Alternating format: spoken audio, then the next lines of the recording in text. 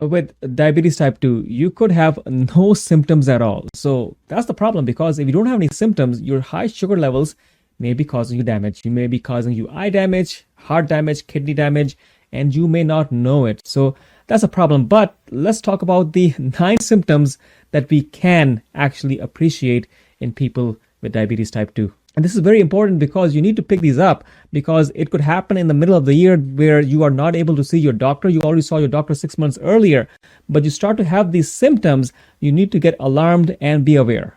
Number 1 is called polyuria. This basically means increased urination. You are urinating a lot. You are peeing a lot. You have to go multiple times a day, much more frequently than normal, to the bathroom to urinate. And you could be getting up in the middle of the night 2, 3, 4 times just to urinate. So the way you will notice this is that you will be having an increased frequency. You will be going to the bathroom a lot, and the volume of your urine will also be large. It's not going to be small amounts of urine. You're going to have large amounts of urine with this.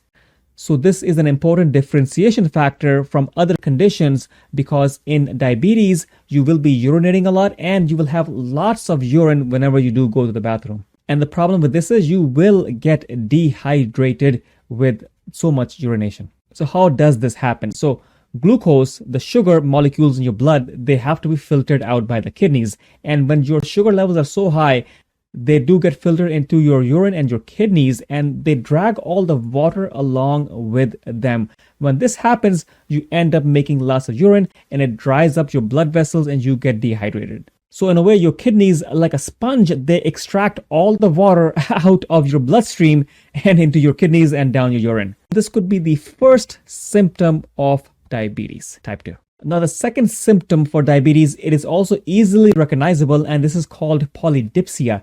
Basically meaning that you are drinking a lot of water. You feel thirsty. You have to drink a lot of water because you are feeling thirsty. This is called polydipsia.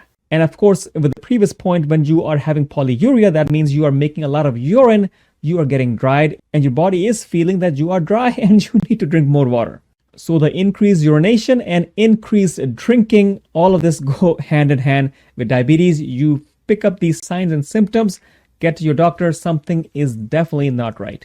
Now, the third most common symptom of diabetes is polyphagia. Poly means a lot and phagia means eating. You're going to be ingesting a lot of food, increasing the consumption of your food. That is the problem with diabetics, that your insulin sensitivity is reduced. So when you have decreased insulin sensitivity, insulin resistance, what happens is that your cells are not able to take in the glucose. Now, the glucose is of course needed to make energy production. And when your cells are not getting that energy produced, then it sends signals to your body that, hey, you are hungry and you may be full. You may have a full stomach, but the body will be telling you that, hey, you need to eat more because your cells are not getting energy. You probably have to eat a little bit more. So this leads to you having a larger appetite. You're eating more, and that unfortunately will be subsequently eventually converted into excess amounts of fat and further leading to your increased sugar levels. So the 3 P's that we just talked about: polyuria, increased urination; polydipsia, increased water intake; and polyphagia, increased appetite and increased ingestion of food. So guys, you are seeing that this is a cause and effect, and we are developing a sequence, and you will learn this as we go down these 9 symptoms of diabetes. So keep this in mind.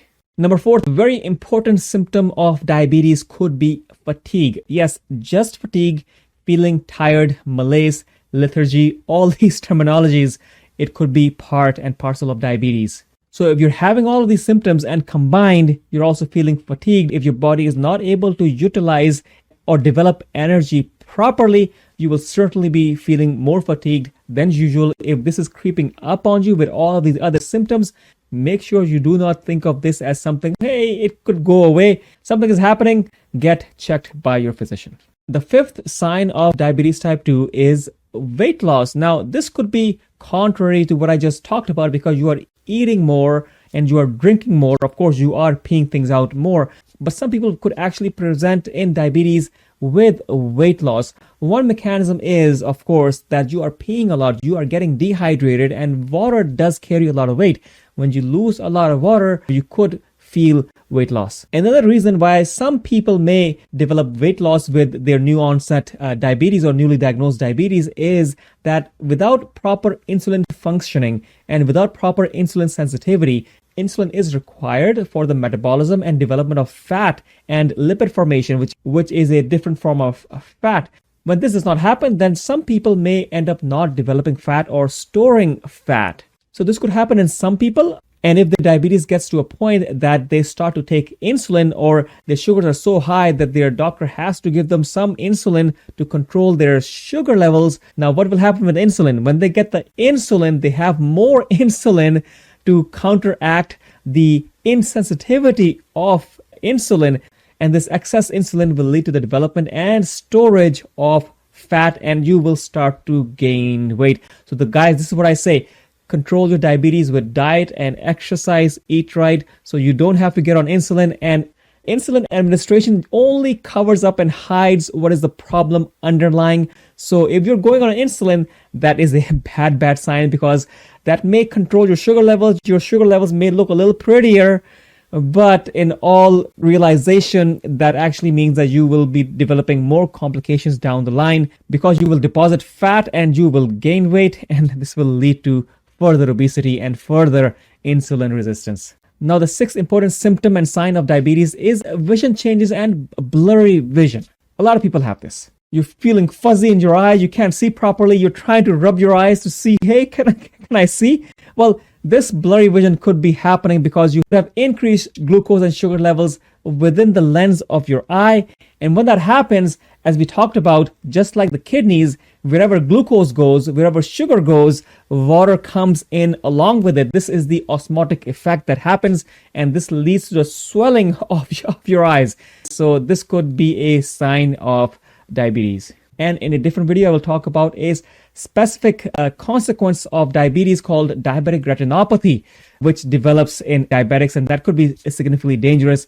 But for now, let's stick to blurry vision as the initial signs and symptoms. So vision changes, blurry vision, get yourself checked out if you have all of these other symptoms: polyuria, polydipsia, polyphagia, all of these things. Number 7, guys, is going to be you will have increased infections, and that sometimes could be the first sign of diabetes that people pick up, that you are getting infections. All right.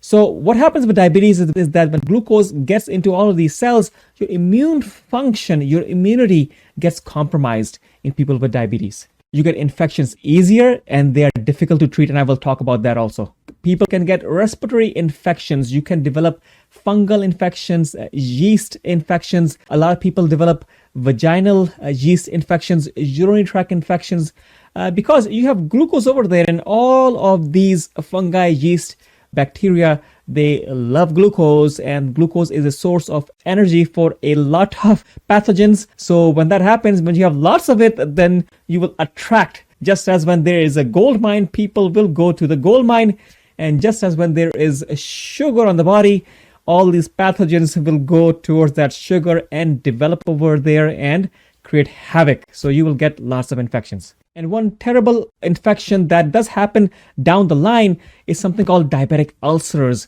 meaning you have ulcers develop holes, let's say in your feet. Sometimes people can have ulcers on the tip of their hands, and those ulcers are where bacteria stick into and cause infections. And you see in diabetics, and diabetes is one of the most common causes of people getting amputations, that is cutting off toes, cutting off feet, cutting off limbs.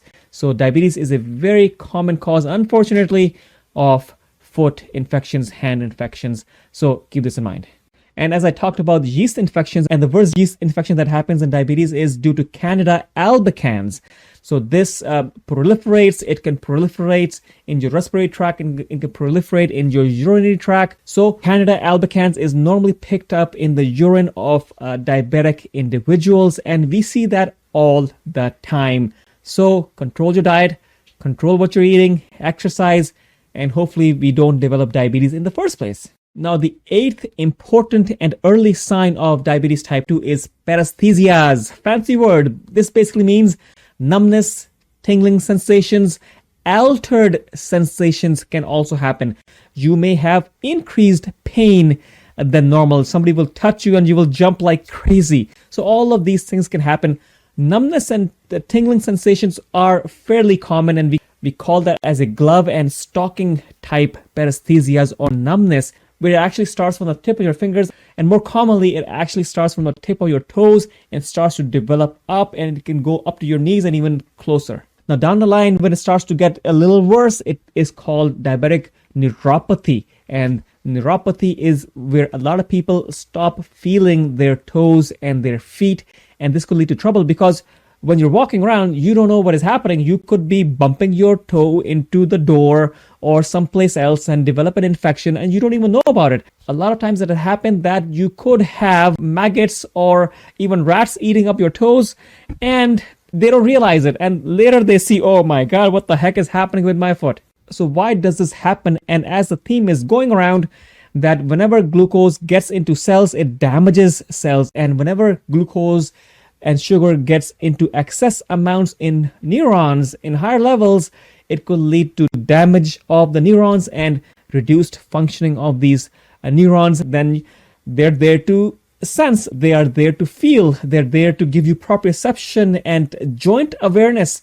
When you lose all of this, your neurosensory functions, then you run into trouble. Number 9, and probably last in this video, is the complication that develops due to all of the above symptoms that I talked about, and especially with number 8, this is going to be delayed wound healing.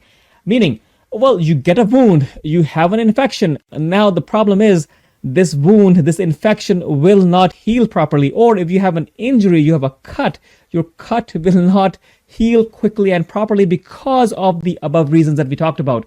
One, of course, is your nerves are not there properly. Your body cannot sense adequately. Then in diabetes, your blood vessels get tighter. When your blood vessels get tighter, there is decreased blood flow going into your limbs and extremities. When this happens, you got cut, and the cut is supposed to be cured by the blood flow going to that area. When the blood flow is not adequate, your wound seems to heal slowly. And again, this happens further away from the heart, because the further you go, the smaller are your small blood vessels. The smaller they are, the easier they get tight early with diabetes. Of course, this happens in your feet and toes first. A lot of people can have this develop in their hands as well, but wounds in your toes are the most common places where you will have poor wound healing. Like I said, a rat could be biting your toe and you would not realize it, and after the rat is done, your wound just may not heal. So all of this combined could be early warning signs of diabetes, so keep this in mind and get to your doctor. Now, if you really are interested in knowing about diabetes, stick to my channel, subscribe right over here, and if you really want to control your diabetes or even cure your diabetes, watch this video on the 7 steps, 7 things you have to do to treat and cure your diabetes once and for all, naturally, without medication. This is Dr. Khan. Talk to you guys soon. Thank you so much.